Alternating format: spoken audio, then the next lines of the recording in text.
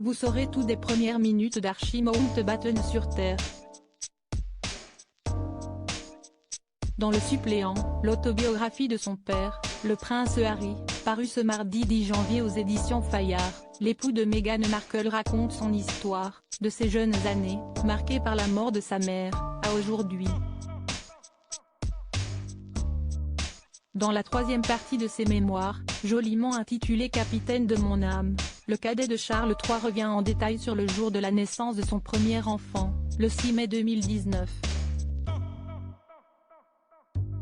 L'émotion intacte, il se souvient du moment où sa femme et lui sont allés à la maternité de Portland, alors que le terme de la grossesse avait déjà été dépassé depuis une semaine.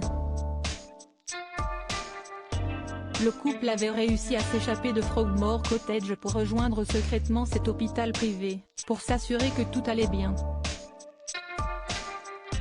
Le travail avait finalement été déclenché.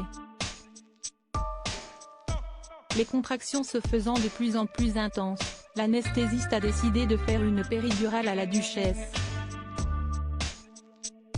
Mais celle-ci n'est pas allée au bon endroit. Les choses se sont alors à la fois calmées et précipitées.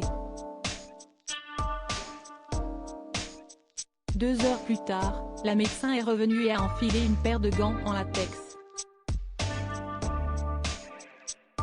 On y est, a-t-elle lancé. Je me suis postée à la tête du lit, j'ai pressé la main de Meg et je l'ai encouragée, rapporte-t-il, avant de se souvenir des complications.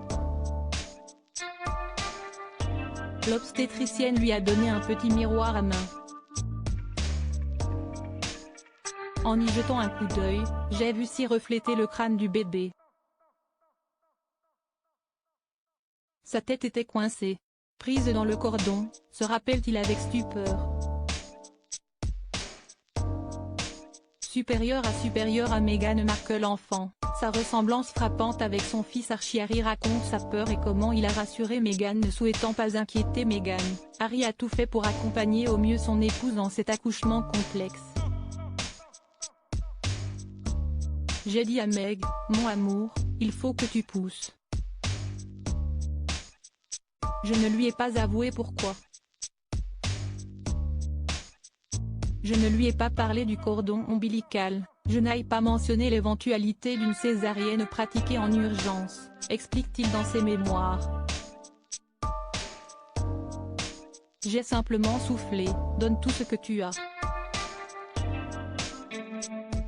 Et si est ce qu'elle a fait, se réjouit celui qui est, quelques minutes plus tard, devenu l'heureux papa d'un petit garçon en bonne santé.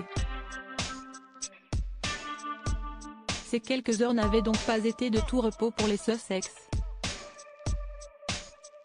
Anxieux, le prince Harry relate même qu'il avait avalé du gaz hilarant pour se détendre, alors que Meghan tentait de donner un coup de pouce à la nature en sautant sur un ballon, avant que le travail ne démarre. 2 heures après l'accouchement, Meghan, Harry et leur enfant étaient de retour chez eux. Si est à ce moment-là qu'un communiqué officiel, indiquant à la presse que l'accouchement venait de commencer, a été publié. Tu sais bien qu'elle n'est plus en travail, ai-je dit à Sarah, Latham, alors directrice de leur communication, note de la rédaction.